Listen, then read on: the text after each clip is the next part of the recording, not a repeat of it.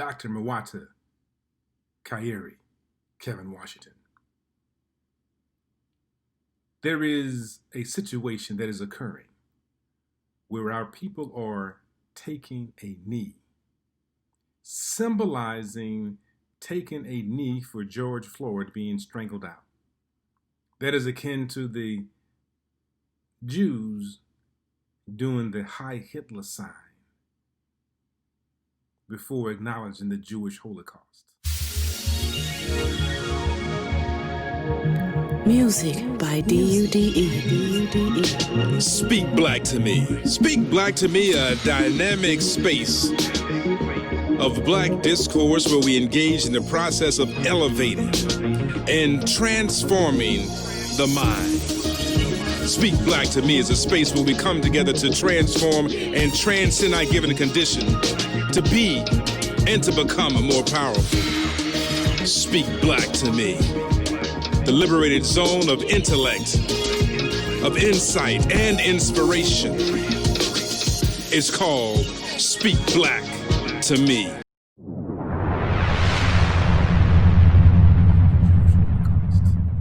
You do not take the oppressor's position to acknowledge the oppressor's condition of dehumanizing the oppressed.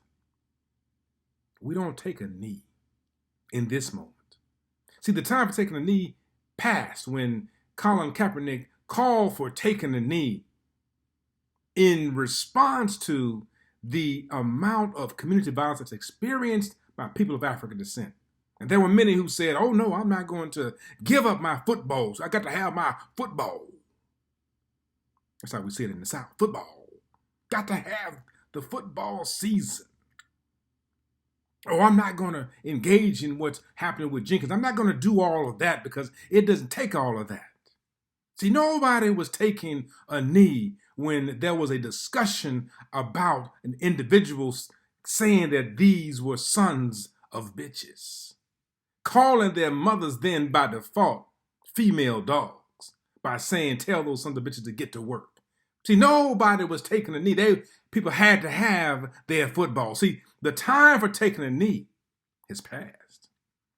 We don't take a knee right now because that is assuming the position of the oppressor. See, we take a stand for the knee. Because see, when you stand up, the knee can't be in your back. See, the time for taking a knee passed when people were questioning what's going on with Colin Kaepernick. See, that was a moment, and even his knee was a compromise to what he really wanted to do. He just modified his protest, his concern for the community. People were still questioning whether or not he was in the right or the wrong. Well, now you see, the wrong has already been done. His simple action of taking a knee was acknowledging that there was a condition that needed to be addressed in this country. And taking a knee during the nasty national anthem was an act of proclamation of humanity. Oh, now we want to take a knee in 2020 after George Floyd has been choked out by the knee. You don't assume the position of the oppressor to acknowledge the oppressive condition. You take a different stand altogether. We stand for the knee. We stand because the knee was in our backs. If you want to do anything, then assume the position of George Floyd by having your face down on the pavement, but not the oppressor's knee. And all over this country, there is this George Floyd challenge going on by white males where they are kneeing one another in the back. See, they know that that is a position of power and authority over someone else. You don't take the position of the oppressor to symbolize your oppression. See, that is a mental condition that we have to break through. Stephen Biko says that the greatest weapon of the oppressor is the mind of the oppressed. What is going on in our minds when we are taking a knee at this time, but we question the knee when Colin Kaepernick took that knee? We didn't want to make certain sacrifices at that time when he was talking about the dehumanization of not just football players, but a population of people who are being played with every single day. It's time to take a stand.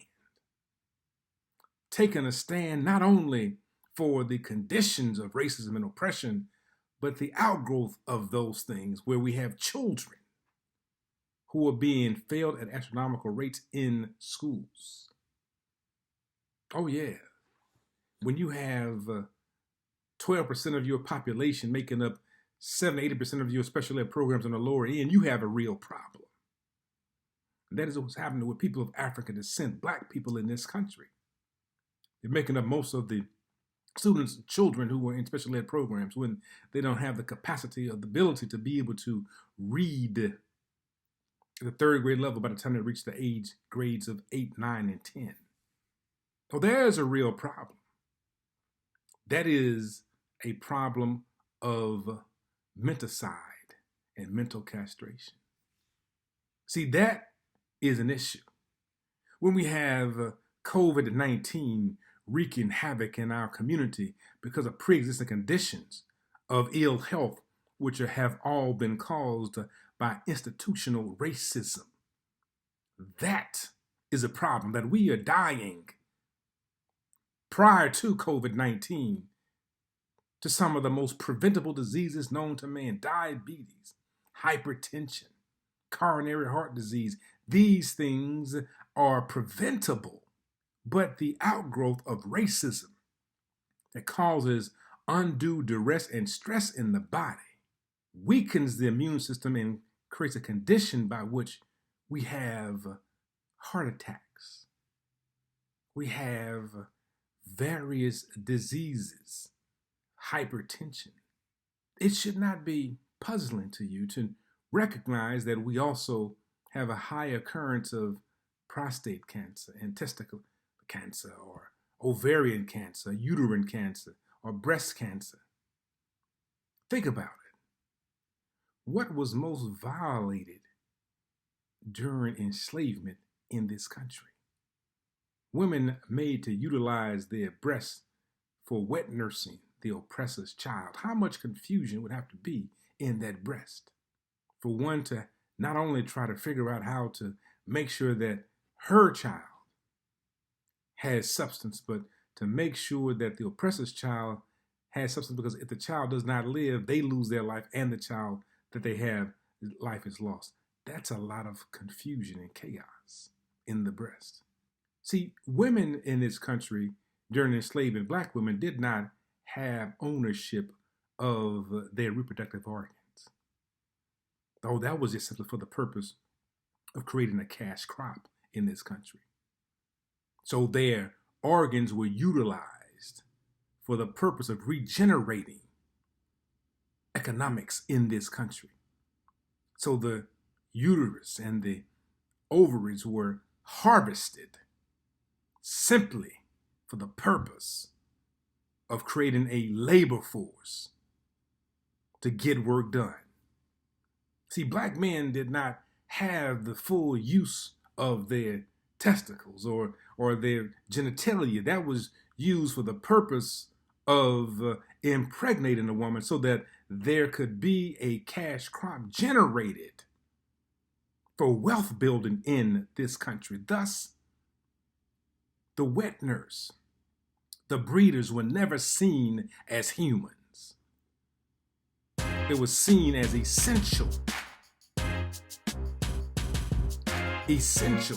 workers. COVID-19, those that needed to get out on get into the field to work various jobs are seen now as essential workers. This is not new. So this is, again, the ill treatment of a population, and we want to take a knee taking a knee is past. It is now time to take a stand. And taking a stand for the need of what is right. Speak black to me.